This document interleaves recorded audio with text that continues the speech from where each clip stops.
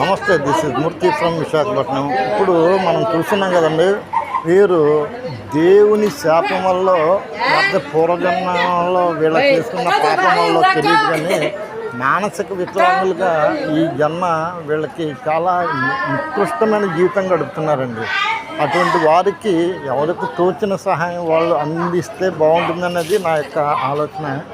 అంటే మానసికంగా శారీరకంగా అందరూ అన్ని అవయవాలు సక్రమంగా ఉన్నవాళ్ళు మనకే కొన్ని సందర్భాల్లో శరీరం కానీ మనసుకు కానీ గాయం తగిలితే చాలా బాధపడతాం. అటువంటి వీళ్ళకి పాపం ఎలా తినాలో తెలియదు, ఎలా పడుకోవాలో తెలియదు. చూడండి, వాళ్ళకి అన్నం పెడితే తినాలన్న ఆలోచన కూడా లేదు వీళ్ళకి.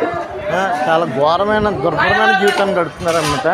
ఇటువంటి వాటికి అంటే ఇప్పుడు నేనైతే తణుకు దగ్గర పాలంగన గ్రామం ఉందండి, అక్కడ స్పందన అనే మన అంటే చారిటబుల్ ట్రస్ట్ అనమాట. ఇది అది బిల్డింగ్, అది ఆ స్పందన చారిటబుల్ మాకు కొంతమంది వీళ్ళంటే ఉదార స్వభావాలు ఒక ఫండింగ్ ఇచ్చి ఏర్పాటు చేస్తున్నారనమాట. వీళ్ళకి ఈరోజు ఏంటంటే వాళ్ళు ఇచ్చే ఫండ్లు కాస్త నామమాత్రమే పనిచేస్తాయి. కాకపోతే మనలాంటి ఇళ్ళలో ఎప్పుడైనా పుట్టినరోజులు కానీ పెళ్లి రోజులు కానీ అన్న స్పెషల్ అకేషన్లు అయినప్పుడుగా అప్పుడప్పుడు మన వంతు సహాయం కూడా కాస్త చేస్తే బాగుంటుంది అనేది నా యొక్క సూచన, సలహా. అంటే పూర్తిగా ఫండింగ్ అయితే ఇవ్వలేము, కానీ కనీసం అలాగే మన సెలబ్రేషన్స్ అంటే పండుగ రోజున ప్రత్యేకించి కొన్ని భోజన ఏర్పాట్లు కానీ లేకపోతే ఏమైనా కొన్ని ఏర్పాట్లు చేసుకుంటాం కదా. అటువంటిప్పుడు వీళ్ళకి ఒక రకమైన చిన్న ఫండింగ్ భోజనం కానీ లేకపోతే భోజనం ఏర్పాటు చేయడం, లేదంటే కాస్త అమౌంట్ ఇవ్వడం అటువంటివి చేస్తే ఏదో పెళ్లి రోజు అవనండి పుట్టినరోజు అవనండి ఏదైనా అటువంటి స్పెషల్ అకేషన్ ఉన్నప్పుడు వీళ్ళ వంక చూస్తే బాగుంటుంది.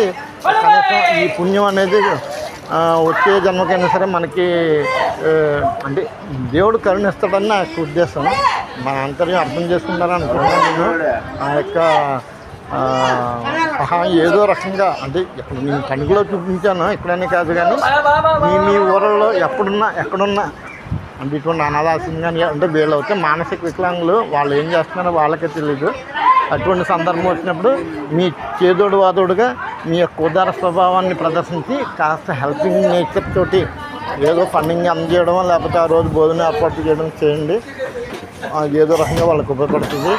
ఈ జన్మకి ఈ రకంగా అంటే ఇక్కడ మన ముఖ్యంగా చెప్పుకోదగ్గ ఏంటంటే గీతాలు ఇవన్నీ పక్కన పెట్టండి, వీళ్ళకి సర్వీస్ చేయడం చాలా కష్టం అండి. ఇప్పుడు ఒక ఆవిడ చూడండి, అంటే ఇక్కడ ఎంప్లాయీ అయ్యి ఉండొచ్చు, కానీ ఎంత ఇచ్చిపోవాలండి వీళ్ళకి సేవలు చేయాలంటే. మనం ఏదో ఇప్పుడు మనం పని చేస్తుంటాం, మనం చేసే పని పెద్ద గొప్ప అనుకుంటాం, కానీ మానసిక వికలాంగులకు సేవ చేయడం అంటే చాలా చాలా కష్టం.